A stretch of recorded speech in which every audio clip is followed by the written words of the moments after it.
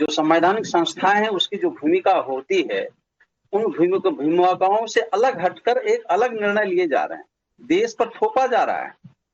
आज देश को जरूरत है भारत विरोधी, संवैधानिक व्यवस्थाओं को बचाने की, संविधान में रहने वाले उन व्यक्तियों पर विरोधियों की बैठक चल रही है, भारत विरोधियों की बैठक चल रही है, राम विरोधियों की बैठक चल रही है, हिंदू विरोधियों की बैठक चल रही है, और उन संस्थाओं पर गंभीर आरोप लगते हैं। एक मुद्दा मुझे बताइए, जब से इंडी गठबंधन बना है, एक मुद्दा जिसको आप लोगों ने पुरजोर तरीके से उठाया हो और जनता ने उस पर विश्वास किया हो, एक मुद्दा बता दीजिए। आप लोग आपस में सिर्फ करते रहते हैं। एक समानता तो है। श्वेता जी, अगर आप सुनेंगी तो बहुत सारे तत्व हैं जिसको मैं यहाँ विमर्श के रूप में लाऊंगा, लेकिन विपक्षी साथियों में, सत्ता पक्ष के साथियों से मैं अनुरोध करता हूं कि विपक्ष की जो भूमिका है, जो सत्ता पक्ष जो कार्य करते हैं, उसकी समालोचना करना, आम जनता तक उन मुद्दे को पहुंचाना, और आप टीवी पर बैठ के उन आवाजों को दबाते हैं।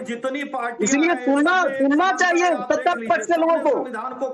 सवाल है श्वेता जी, सवाल है, अरे कोई बात चाहिए, मैं भी मानती हूँ मजबूत विपक्ष चाहिए, लेकिन विपक्षी पार्टियां महिला आरक्षण पर जो बिल आ रहा था उसको क्यों रोका गया? के नाम पर क्यों गया?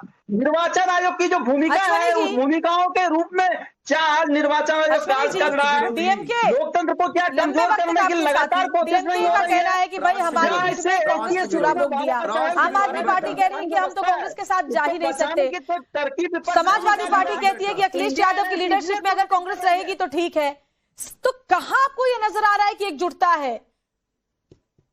श्वेता जी, पहले तो मैं अपने एसडीपी के प्रवक्ता को सुन रहा था और उन्होंने एक बात बोली कि देखिए आज नीतीश कुमार जी कहाँ हैं। मुझे बहुत हंसी आई इसको सुनकर कि आज नीतीश कुमार जी कहाँ हैं। नीतीश कुमार जी बताइए, विनीत सिंह नीतीश कुमार जी और उनकी पार्टी कहाँ है? आप बता दीजिएगा, जनता को दिख रहा है वैसे कहाँ है? और ये वही एसडीपी के प्रवक्ता है, इनके रामविलास पासवान जी ने जब वाजपेयी जी को कहा था सवाल मैं आपसे इंडी गठबंधन को पूछती हूँ, आप घूम फिर के बीजेपी पर आ जाते हैं। आपके ध्यान में बस वही, आप अपनी बात मुझे कहिए ना। डीएमके ने कहा भाई कांग्रेस ने छुरा भोंक दिया, उस पर कहिए ना। आम आदमी पार्टी कह रही है आपके साथ नहीं है, कहिए ना।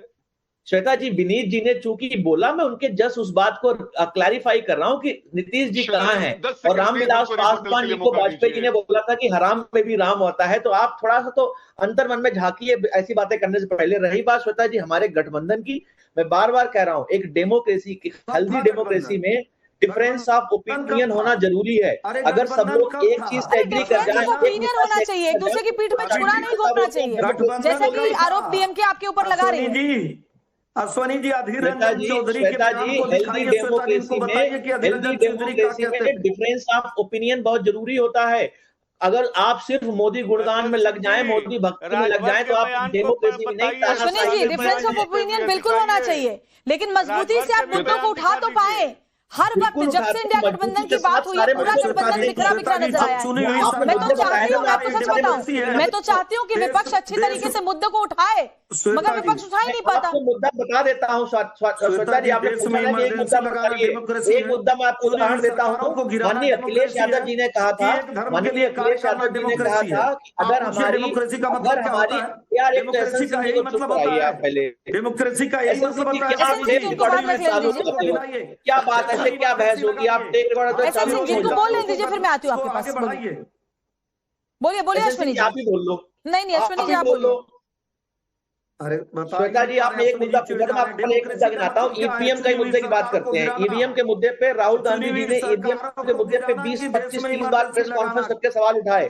माननीय अखिलेश यादव जी ने कहा था कि अगर हम उत्तर प्रदेश में 80 की 80 सीटें भी जीत जाएं, लेट मी कोट हिम, 80 की 80 सीटें भी जीत जाएं, तो भी हम ईवीएम को क्लीन चिट नहीं देंगे। ईवीएम पे सारा विपक्ष एकजुट है, भ्रष्टाचार पे सारा विपक्ष एकजुट है, महंगाई पे सारा विपक्ष। उससे क्या हो गया मुझे बताइए अश्विनी जी, उससे क्या फायदा हो गया? देश को बंटवारे पे, रिलीजियस ग्राउंड पे सारा विपक्ष एकजुट है। आप बताइए ना कौन सा मुद्दा है जो आपको दिखाई नहीं पड़ता? अगर आप लोग लीडर, सबसे बड़ी बात मैं आपको बताऊं कहां आप लोगों की दिक्कत है। दिक्कत है लीडरशिप की। आप लोग लीडर ही तय नहीं कर पाएंगे, ना कर पाए हैं अभी तक। अश्विनी जी। श्वेता जी, मैं फिर से बोल रहा हूँ, हेल्दी डेमोक्रेसी में लीडर जो है एक सबके ओपिनियन से चुना जाता है। एक लीडर कोई भगवान नहीं होता है कि एक व्यक्ति को वहां आकर बिठा दिया सब उसी के इशारे पे चलेंगे। एक हेल्दी डेमोक्रेसी में एक प्रोसेस होती है, ड्यू प्रोसेस होती है। यही प्रधानमंत्री सुनने सुनाने में बोलने में बहुत अच्छी लगती है, लेकिन इंडिया गठबंधन की पिछली बैठकों का और बाकी जगहों पर अलग अलग राज्यों में क्या हाल हुआ हम सबने देखा है। विनीत जी कुछ कहना चाहते हैं, फिर आती है सर आपके पास। विनीत जी बोलिए। श्वेता जी मेरे नेता की बात हुई थी और नीतीश कुमार जी की बात हुई थी, तो कहना जरूरी है बिहार में सरकार नीतीश कुमार जी के मार्गदर्शन में ही चल रहा है। तो नीतीश कुमार जहां पे भी है बड़े अच्छे जगह पे है और यकीन मानिएगा कि वहां से वो हटने वाले नहीं है। जहां तक बात हमारे नेता की आई है तो वाजपेयी जी के सरकार में हमारे नेता दिवंगत नेता मंत्री थे। अब श्वेता जी 10 सेकंड प्लीज शांत रहिएगा। जो यहाँ बार बार लोग संविधान की दुहाई देते हैं, वही बाबा साहब अम्बेडकर को जो ये अश्वनी जी बैठे हुए 2 बार हराया, उनके मृत्यु के बाद स्मृति स्थल के लिए जगह नहीं दिया, एक सेंट्रल हॉल में पार्लियामेंट में एक उनका तैल चित्र नहीं लगवाया जो कि हमारे दिवंगत नेता ने लगाया था। तो ये किस संविधान की बात करते हैं? और आपके नेता बेल पे बाहर है, हमारे नेता बेल पे बाहर नहीं है। जनता ने हमें मौका दिया है चुन के तीसरी बार और हर प्रदेश में 21 प्रदेश में हम पहुंचे हुए हैं। तो सर अपना गिरोबान झांकिए, हम पे उंगली मत उठाइए। एसएन सिंह जी आप बताएं। एसएन सिंह जी बताएं। देखिए श्वेता जी, इस बैठक की एक समानता तो है, इस बैठक की एक समानता जरूर है कि ये सब रामद्रोही है, ये सब समाजद्रोही हैं, सब राष्ट्रद्रोही हैं, सब भारत द्रोही हैं और सब लोगों ने भारत के राम के विरोध में कुछ न कुछ काम करने का कार्य जरूर किया है। ये सब संविधान विरोधी चुनी हुई सरकारों को गिराएंगे ये और संविधान की बात करेंगे, देश में इमरजेंसी लगाएंगे ये और संविधान की बात करेंगे। दरअसल इस समानता के नाते आज ये बैठक हो रही कि किस तरह से हमको हिंदुओं का विरोध करना है, हिंदुओं को जातियों में बांटना है और सरकार बनाना है, तो वो तो होने वाला नहीं है। पश्चिम बंगाल में भी हिंदू नहीं बटा और देश में भी हिंदू नहीं बटेगा, क्यों बटेगा? जी मुझे एक बात बताइए, आप सत्ता तो संभाल नहीं पाए, वहां से सत्ता आपने गंवा दी, आप यहाँ आकर बाकी जो दूसरी पार्टियां उनके साथ गठबंधन बना पा रहे हैं, लेकिन आपकी खुद की पार्टी तो टूट गई, खुद की पार्टी का अस्तित्व खत्म हो जाएगा, तो फिर आप क्या करेंगे इंडिया गठबंधन में शामिल होकर के? कम से कम पहले अपनी पार्टी पर तो अपनी पकड़ बनाइए। नहीं देखिए, मूरी खाएंगे, मूरी सुनिए ना, आपको इतनी परेशानी हो रही है, हमारी पार्टी टूट रही है, सत्ता के अंदर 2 करोड़ 60 लाख लोगों ने ममता बनर्जी के चेहरे पर वोट किया है। सुन लीजिए, जवाब दे लीजिए। झाल मूरी खाइए, झाल मूरी। सुनिए ना जवाब, आप तो भारतीय जनता पार्टी की प्रवक्ता है ना, आप तो पूरी डिबेट सुनिएगा रात को वापिस चला करके, आपको समझ में आ जाएगा आप सवाल कैसे कर रही है। इंडिया गठबंधन बनना क्यों जरूरी है?